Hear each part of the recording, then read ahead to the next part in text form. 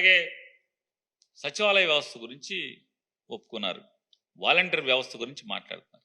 నేను ఒకటే మీకు చెప్తున్నాను, అసలు మీకు చంద్రబాబు నాయుడికి వయసు ముదిరిపోయి వయసు మీద పడి 75 ఏళ్ళు వయసు వచ్చేసి కాకపోతే ప్రజలు వాళ్ళు ఒకటి ఉన్నారు, చంద్రబాబు నాయుడు కానీ లేదా జగన్మోహన్ రెడ్డి గారు కానీ 5 ఏళ్ల పరిపాలన చూసి ఓటేస్తారా?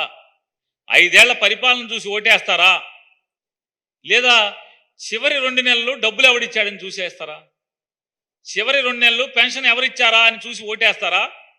లేదా 5 సంవత్సరాలు పరిపాలన ఎలా చేశారని చూసి ఓటేస్తారా? మనం కూడా ఇచ్చాం కదా, చివరి 2 నెలలు 40,000 కోట్ల రూపాయలు ఇచ్చావు కదా, పసుపు కుంకం రైతులకని చెప్పని డబ్బులు ఇచ్చావు కదా, 40,000 కోట్ల రూపాయలు వేసా అని చెప్తున్నావు కదా. మరి జనం ఎందుకు ఓటేయలేదు? పచ్చడి ఎందుకు చేశారు? ఎందుకు చేశారు? ఆ లిస్టులన్నీ నీ జన్మభూమి కమిటీలే తయారు చేసినాయి కదా. వయసు మీద పడి అల్జిమెరస్ వచ్చి కానీ కొద్ది మార్చుకోండి ఆ నాయకుడిని. 5 ఏళ్ళు పరిపాలన చూస్తారు. చంద్రబాబు నాయుడు 5 ఏళ్ల పరిపాలన చూశారు. చివరి 2 మాసాలు చేపను పట్టుకున్నట్టుగా, గేలానికి ఎర్రేసినట్టుగా పసుపు కుంకుమని, రైతుకి నేస్తమని ఇట్లాంటి ఎర్రలేసినంత మాత్రాన ఎర్ర తినేశారు. వాళ్ళ దారి నాళ్ళు జగన్మోహన్ రెడ్డి గారు గంపలో పడిపోయారు. అంతేగాని చంద్రబాబు నాయుడిని ఏమి నమ్మల. జన్మభూమి కమిటీ చెప్పిందనో, చివరి 2 మాసాల్లో 5 ఏళ్ళు మోసం చేసి చివరికి మనకిచ్చారు అని. కనీసం ఈ మాత్రం కూడా జ్ఞానం లేకపోవటం, ఈ మాత్రం కూడా జ్ఞానం లేకపోకుండా మీరు అంటే 58 నెలలు ఒక పథకం కొనసాగితే, ఏదైనా ఒక ప్రభుత్వ పథకాలన్నీ కూడా 58 మాసాల నుంచి మరీ ప్రత్యేకించి చంద్రబాబు నాయుడు నువ్వు 75 ఏళ్ల వయసోడివి కదా, ఈ 75 ఏళ్ల వయసులో నీకు సొంతంగా తెలవాలి కదా. నీకంటే డబ్బులు ఉన్నాయి, డాక్టర్లు ఉన్నారు, మందులు ఉన్నాయి, ఏసీ గదుల్లో బతుకుతారు. కానీ పేద బిక్కి 70-60 ఏళ్ళకి పెన్షన్ వస్తుంది. 60 ఏళ్ళు దాటిన తర్వాత వాళ్ళ ఆర్థిక పరిస్థితి ఏంటి, వాళ్ళ బైకులు ఎట్లా ఉంటాయి, వాళ్ళ శరీరం ఎట్లా ఉంటుంది, సచివాలయానికి వెళ్ళి పెన్షన్ తెచ్చుకునేటువంటి పరిస్థితి ఉంటుందా? పిటిషన్ పెట్టేప్పుడు వాలంటీర్ వ్యవస్థను కనుక మనం భారతీయ జనతా పార్టీతో కూడబలుకునో, భారతీయ జనతా పార్టీతో లాలుచిపడో వాలంటీర్ వ్యవస్థను తొలగించేటువంటి ఆర్డర్లు తేగలిగితే, పెన్షన్లు పంచేటువంటి ఇంటింటికి వెళ్ళేటువంటి వ్యవస్థ ఉందా లేదా అనేది ఆలోచించే జ్ఞానం కూడా లేకపోతే ఎట్లాగా? 58 మాసాలుగా కొనసాగుతున్నటువంటి ఈ పెన్షన్ పంచే పథకాన్ని ఆపాలనేటువంటి దౌర్భాగ్యపు ఆలోచన ఎందుకు వచ్చింది చంద్రబాబు నాయుడు? ఎవడికి వచ్చింది మీలో?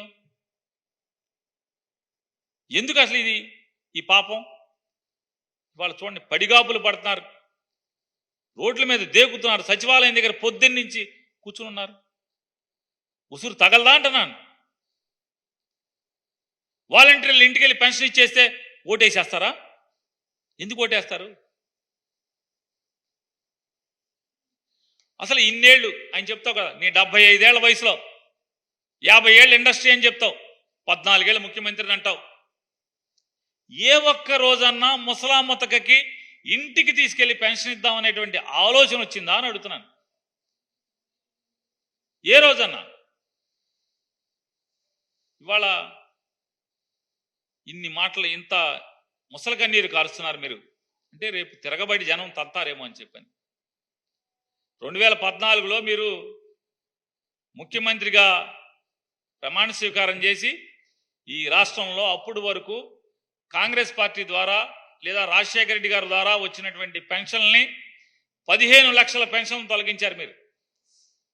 ఇది రికార్డ్, ఇది గవర్నమెంట్లో కావాలంటే బ్లాక్ అండ్ వైట్ పేపర్లో ఉంది. 15 లక్షల పెన్షన్లు, ముసలా ముత్తగా వితంతువుల పెన్షన్లు మీ పార్టీకి ఓటే లేదని, ఇంటి మీద వైఎస్ఆర్ కాంగ్రెస్ పార్టీ జెండా ఉందని చెప్పని 2014లో మీరు గెలిచి 15 లక్షల పెన్షన్లు తొలగించారు. ఇది మీ యాటిట్యూడ్, మీ యొక్క ఆలోచన సరళి, మీ మనసు అది. ఇవాళ 58 నెలలు నేరుగా ఇంటికి వెళ్ళి పెన్షన్ చేతిలో పెడితే, తెల్లవారుజామున వాళ్ళు నిద్ర కళ్ళతో ఉండగా మంచం మీద లేపి పెన్షన్లు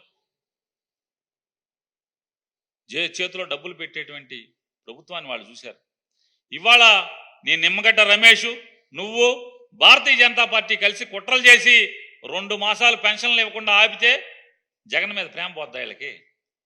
ముసలాళ్ళకి, ముతకోళ్ళకి, అవ్వలకి, తాతలకి, వికలాంగులకి, వితంతువులకి జగన్ మీద ప్రేమ పోద్దా? వాళ్ళకి తెలియదా? 58 మాసాలు ఏ రకంగా జగన్ అధికారంలో ఉంటే ఎంత సుఖపడ్డారో, ఇవాళ ఎన్నికల కమిషన్ ద్వారా మీరు ఏ రకంగా వాళ్ళని ఇబ్బందులు పెట్టారో, ఆ ఇబ్బందులు ఎవడ పెట్టాడో వాళ్ళకి తెలీదా?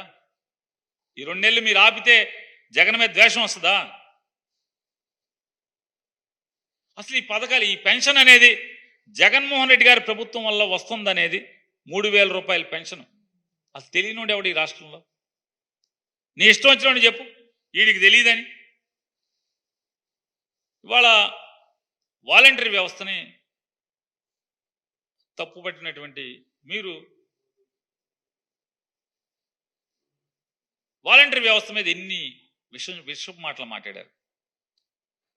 జగన్ ప్రభుత్వంలో పనిచేస్తున్నటువంటి వాలంటరీ వ్యవస్థే మీరు చెప్పినట్టుగా దుర్మార్గమైన వ్యవస్థ అయితే, మీరు చెప్పినట్టుగా, మీరు పవన్ కళ్యాణ్ గారు, భారతీయ జనతా పార్టీ చెప్పినట్టుగా వీళ్ళందరూ కూడా వాళ్ళ డేటా కలెక్ట్ చేసి అమ్మాయిల్ని లోపరుచుకుని రెడ్ లైట్ ఏరియాకి అమ్మేసేటువంటి వ్యక్తులు అయితే వ్యవస్థే వాలంటరీ వ్యవస్థ అయితే, మీరు చెప్పినట్టుగా ఇంట్లో మగవాళ్ళు లేనప్పుడు ఇంట్లో దూరి నడి వయస్కులైన ఆడవాళ్ళని లోపరుచుకుంటున్నారు అని చెప్పని సాక్షాత్తు చంద్రబాబు నాయుడు విషపు మాట్లాడినటువంటి మాటలే నిజమైతే, ఇదే వాలంటీర్లు హత్యలు చేస్తారు, ఒంటరిగా ఉంటే దొంగతనాలు చేస్తారని చెప్పినటువంటి మీరు మాట్లాడిన విషపు మాటలే నిజమైతే అసలు మీకెందుకు భయం? అసలు వాలంటీర్ వ్యవస్థ గురించి మీకెందుకు కంగారు? జనం మమ్మల్ని కైమా చేస్తారు కదా.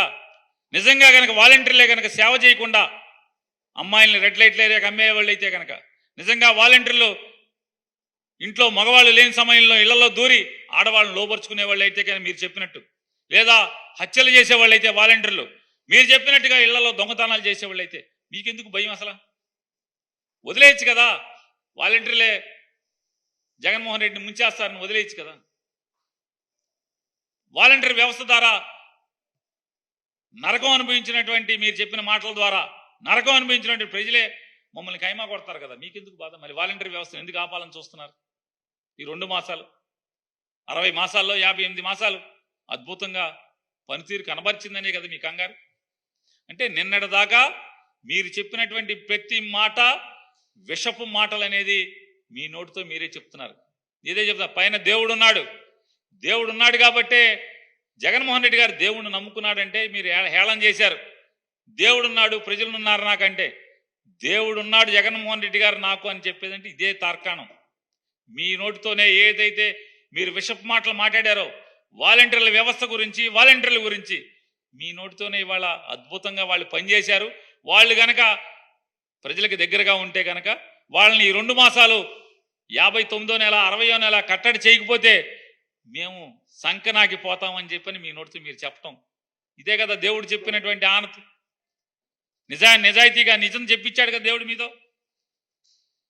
ఇంతకన్నా ఏం రుజువు కావాలి? జగన్మోహన్ రెడ్డి గారి యొక్క వాలంటీర్ వ్యవస్థ అద్భుతమైన వ్యవస్థ అని మీ నోటితో మీరే చెప్పారు కదా.